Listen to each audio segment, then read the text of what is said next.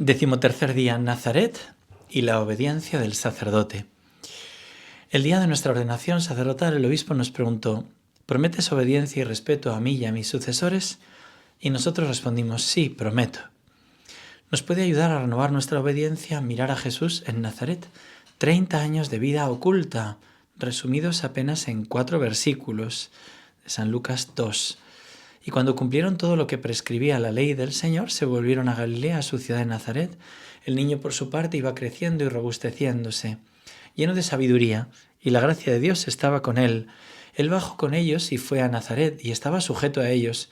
Su madre conservaba todo esto en su corazón, y Jesús iba creciendo en sabiduría, en estatura y en gracia ante Dios y ante los hombres.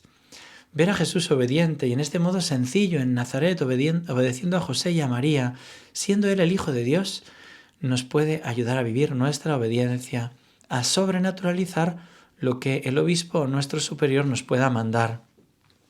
El Directorio para el Ministerio y la Vida de los Presbíteros nos dice, hablando del fundamento de la obediencia: la obediencia es un valor sacerdotal primordial y de primordial importancia. El mismo sacrificio de Jesús sobre la cruz adquirió significado y valor salvífico a causa de su obediencia y de su fidelidad a la voluntad del Padre. Él fue obediente hasta la muerte y muerte de cruz. La carta a los Hebreos subraya también que Jesús, con lo que padeció, experimentó la obediencia. Se puede decir, por tanto, que la obediencia al Padre está en el mismo corazón del sacerdocio de Cristo. Y sigue el Directorio: al igual que para Cristo, también para el presbítero, la obediencia expresa la voluntad de Dios que le es manifestada por medio de los superiores. Esta disponibilidad debe ser entendida como una verdadera actuación de la libertad personal, consecuencia de una elección madurada constantemente en la presencia de Dios en la oración. La virtud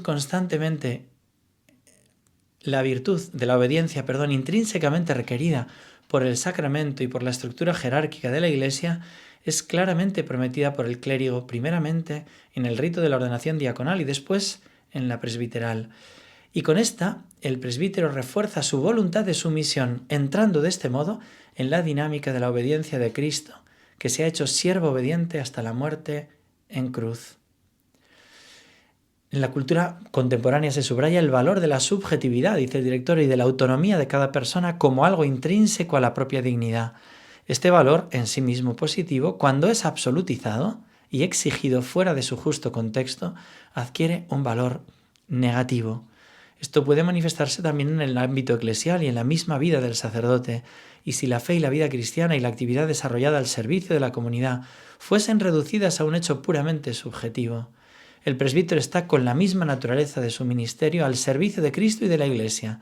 Este, por tanto, se pondrá en disposición de acoger cuanto le es indicado justamente por los superiores, y si no está legítimamente impedido, debe aceptar y cumplir fielmente el encargo que le ha sido confiado por su ordinario. Jacques Philippe dice en el libro de la paternidad espiritual del sacerdote, dice: para ser padre hay que ser hijo. La primera afirmación absolutamente esencial que quisiera desarrollar es esta: no se puede ser un verdadero padre sin haber sido antes hijo. Ser hijo ante todo en nuestra relación con Dios. Él lo está hablando especialmente de la oración, pero creo que lo mismo se puede decir de la obediencia. Y el padre canta la mesa, predicando el 6 de marzo del 18, recordando el texto de San Pedro ante los sumos sacerdotes: hay que obedecer a Dios antes que a los hombres. Comparó la trama de obediencias humanas de que consta nuestra vida con una tela de araña. Los hilos secundarios pueden romperse y el animal los repara, pero si se rompe el hilo del que cuelga todo, que es la obediencia a Dios, el hundimiento es irreversible. Apenas se corta ese hilo de lo alto, el bicho, dice, se aleja. Ya no hay nada que hacer. Parafraseando a San Juan 1.4, 1 Juan 4.20, dice: si no obedeces al superior al que ves, ¿cómo puedes decir que obedeces a Dios a quien no ves? Obedecer solo cuando lo que dice el superior corresponde exactamente con nuestras ideas y nuestras opciones no es obedecer a Dios, sino a uno mismo. No es hacer la voluntad de Dios, sino la propia voluntad. Para mí un ejemplo de obediencia maravilloso es el Santo Padre Pío de Pietrelcina, al que se le prohibió celebrar misa públicamente, incluso la dirección espiritual, Muchos se mostraban escépticos sobre sus estigmas, sobre la atención que él dedicaba y sobre los miles de peregrinos que acudían en masa a visitarle. A algunos en el Vaticano les preocupaba que la fama del Padre Pío se basase en una mentira y que la gente estuviera siguiendo a un falso profeta. Incluso llegaron a colocar dispositivos de escucha secretos para escuchar sus conversaciones.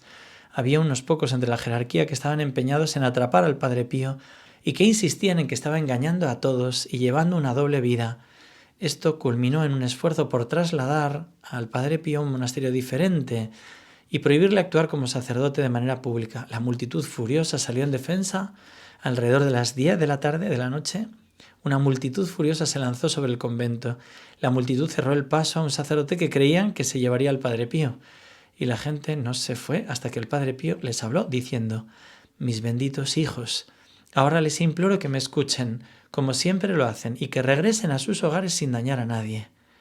El Padre Pío va a ser despojado de todas sus facultades, de su ministerio sacerdotal, de su acción pastoral, excepto la de celebrar la Santa Misa, que puede continuar haciéndolo siempre que se haga en privado, dentro de los muros del convento, en la capilla interior, y no públicamente en la iglesia. Fue una cruz difícil de llevar para él, pero obedeció y se sometió al decreto. El superior del monasterio leyó al Padre Pío el decreto y el santo fraile respondió: «Que se haga la voluntad de Dios. La voluntad de los superiores es la voluntad de Dios». El Padre Pío pasaría los siguientes años en silencio, celebrando la misa en privado y sin recibir visitas. Ni siquiera podía escribir a sus hijos espirituales. Durante este tiempo, muchos acudieron en defensa del Padre Pío, presentando peticiones, escribiendo cartas e incluso publicando libros. El Padre Pío quedó consternado por esta respuesta y los instó a detenerse, escribiendo al obispo local para afirmar su disociación con ellos. No tenía que ver nada con ellos. Le decía: «Debo repetir que estoy muy disgustado por el comportamiento indigno de ciertos falsos profetas que hablan en mi nombre. Deberían detener esta falsa e indigna propaganda, pero mientras tanto han seguido en su morboso fanatismo, sin importarles la autoridad suprema de la Iglesia. Me vuelvo, por tanto, como un hijo sumamente humilde y completamente obediente a la Iglesia Católica. Con profunda humildad beso su sagrado anillo y me profeso a su excelencia como su más humilde y obediente hijo». Resultaron las acusaciones falsas y se le permitía eventualmente ejercer el ministerio sin restricciones. El Padre Pío se sometió al decreto y permaneció en silencio, confiando en el plan providente de Dios. Querido hermano sacerdote, considera si estas palabras pueden ser para ti de parte del Señor.